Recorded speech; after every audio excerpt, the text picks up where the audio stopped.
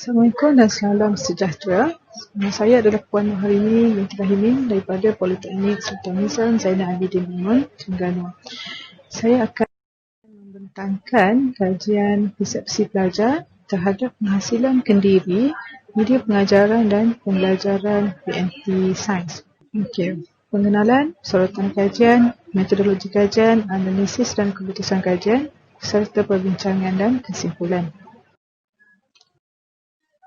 Okey, yang kita tahu kaedah pengajaran dan pembelajaran ini ada banyak aktiviti pembelajaran yang berpusatkan pelajar. Salah satunya adalah penggunaan video dan multimedia, di mana ia adalah menepati elemen pembelajaran abad ke-20.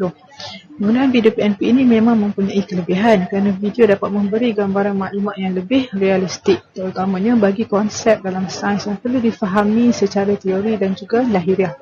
Jadi persoalan utama kajian kami adalah, adakah dengan penghasilan video PNP secara kendiri memberi impak kepada aktiviti pembelajaran pelajar? Dan yang kedua, adakah proses penghasilan video PNP ini daripada peringkat awal secara kendiri oleh pelajar-pelajar dapat membantu mereka mengulang kaji dengan lebih baik?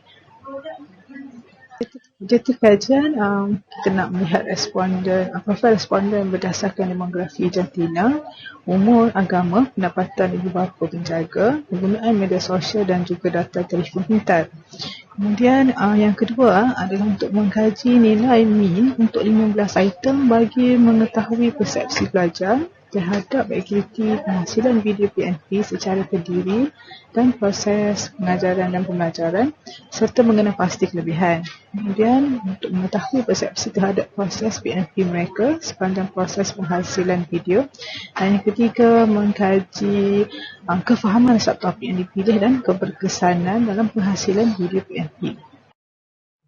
Okey, so kajian daripada C. Sorensen dan D. M. Bailon 1999 dan juga daripada Ravina Omar. Okey. Kemudian sorotan kajian daripada Design 2006 dan juga Jaisheng dan H.C. S. Chen 2001.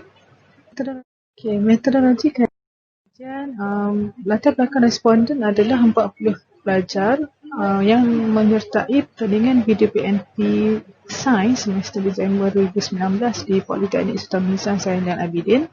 Bilangan maklum walas yang diterima adalah 38 orang, bermakna 95%. Kemudian alatan kajian dengan menggunakan skala Likert 4 mata. Okey. Analisis data kemudian dilakukan dengan menggunakan SPSS version 22 dengan statistik deskriptif untuk mendapatkan frekuensi dan juga mean. Kerangka konseptual kajian memulai ubah bebas ialah faktor demografi, responden dan juga 15 item persepsi pelajar. Kemudian perlu membuat ubah bersandar ialah persepsi kepuasan pelajar dan analisis dan keputusan kajian. Okey, nilai alfa 18 yang diperolehi adalah 0.896. Okey, profil responden. Okey, ini adalah angka demografi jantina. Okey, lelaki lebih ramai. Angka demografi umur responden kebanyakannya berada dalam peringkat umur 20 tahun ke bawah. Okey, pendapatan ibu bapa penjaga 82% berada dalam julat ekonomi yang rendah dengan 3,000 ke bawah. Okey, kita boleh perhatikan dengan pemilikan komputer dan juga telefon bimbit, di mana ada pelajar yang tidak mempunyai komputer peribadi sendiri. Media sosial, dekat sini kita boleh nampaklah pengguna Instagram adalah yang pertama, yang lebih banyak, yang paling ramai. Kemudian Twitter, kemudian Facebook. Data telefon pintar, 85% mempunyai data peribadi sendiri, manakala yang lain menggunakan data wifi percuma. Okey, bahagian B adalah untuk nilai item, nilai min setiap item. Item yang keempat. Item yang keempat. Okey, item kelima, 6 dan 7.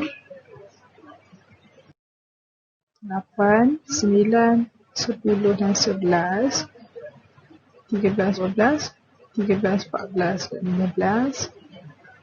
Daripada dapatan kajian itu, kita dapati item yang tertinggi adalah item 11, iaitu proses menghasilkan video PNP sains secara berkumpulan merupakan pengalaman yang menyeronokkan dengan nilai purata di 3.50. Item ke-12, saya dapat mengerti kandungan yang dipaparkan di dalam video PNP dengan lebih jelas kerana ia dihasilkan sendiri dengan nilai purata 3.47. Jadi kesemua 15 item soal sidik mempunyai nilai purata yang tinggi, melebihi 3.0, menunjukkan responden kajian bersetuju dengan tempoh pembelajaran mereka dapat dibantu dengan positif oleh penghasilan video PNP mereka secara berkumpulan. Perbincangan dan kesimpulan. Penggunaan video PNP mampu membawa kesan positif atas pemahaman pelajar, terutama sekali dalam PNP Sains. Selain daripada itu, pembelajaran yang berlaku juga lebih bermakna kerana pelajar sekaligus dapat mengingati dengan lebih baik, meninggalkan kesan yang baik terhadap ingatan pelajar.